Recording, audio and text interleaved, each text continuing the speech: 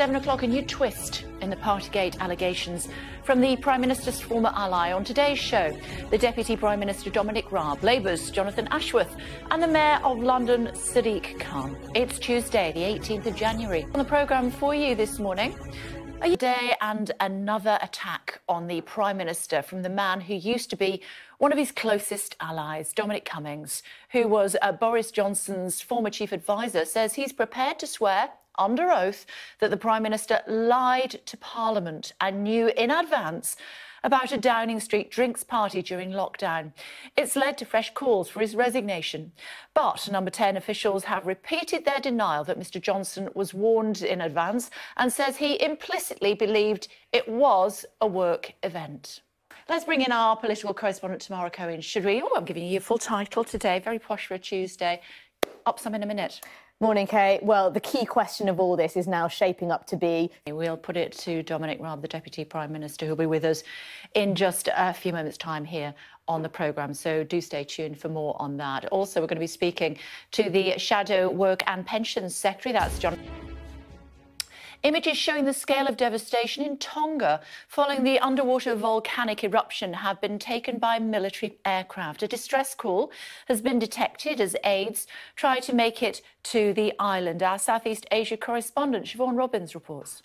Well, Siobhan, standing by for us this morning. Hello to you, Siobhan. And also big concerns about COVID on the island. Tell us more about that. I want to tell you about a challenge between US airlines and the 5G service. Ali's here. Tell us more, Ali. Morning. So this is a really it's a problem around the world. I mean, some other countries like the United Arab Emirates have war. So much indeed. Thank you. Don't forget Dominic Raab coming up shortly. But first, a look at some of today's other headlines for you and more.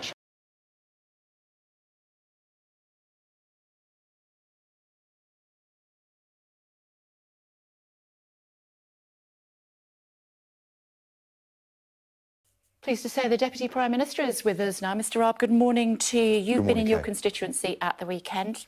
2,743 majority. How angry are people? Look, I think there is, but I think that's the issue. So they are worried about double standards then, some of your constituents? Look, I think ever since I became an MP in 2010, and you remember the expenses scandal, I think, look, the Prime Minister has been very clear, as you heard in the House of Commons, and, you know, that is the position. And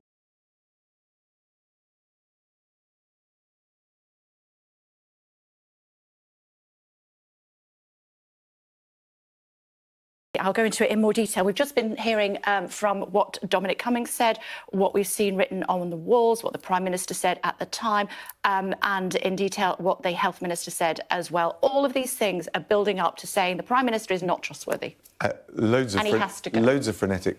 If she finds that the Prime Minister misled Parliament, what happens then? Look, I'm not going to speculate. Hypothetical is the other word that comes up a lot with Sue Gray. I suppose we'll know by the end of next week and then see what happens then. Exactly. But you were running the country for 2 weeks, weren't you, when the Prime Minister was poorly? Were you at all aware of... No. This is the claim that... The basement. They've got on Will Swing and broke it. They took a suitcase. It's OK, I'm just telling you what I saw and my experience. Yeah, but you can't say that they weren't taking advantage, a lot of the people in Downing Street, given that, you know, we've had several eyewitnesses who illustrated what happened. It's OK, all I'm telling you is what I saw. You asked me for my... Believe in what you don't believe. You know, some parties did go ahead the day before the funeral of the Duke of Edinburgh, but the one on the 20th of May wasn't a party. No, well, the question... So we have to wait for Sue Gray. Yes, but you were asking me what I'd see. Wait and see what happens with that, whether it's got 350 million quid written on the side of it or not. Yes, we will, apparently. Tell me about the courts. Look, we've got this backlog in the Crown Courts. Negligible impact.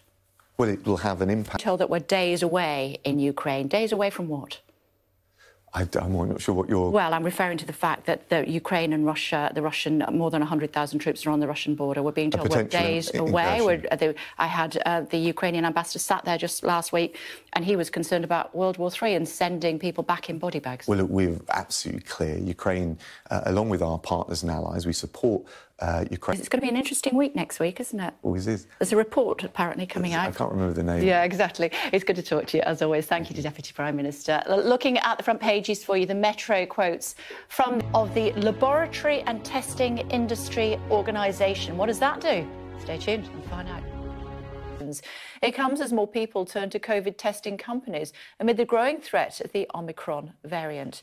Let's talk to Tom now, should we? Hi, Tom. Thanks for joining us on the programme this morning. How do you see your brief? None of the politicians want to tell us. Meantime, Scotland has relaxed its rules for dealing with the pandemic.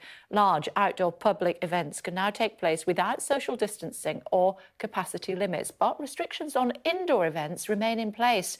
Here's James Matthews. That have caught our eye today. Wadey, in charge of the pick positive for COVID-19 in England, has been cut to 5 full days.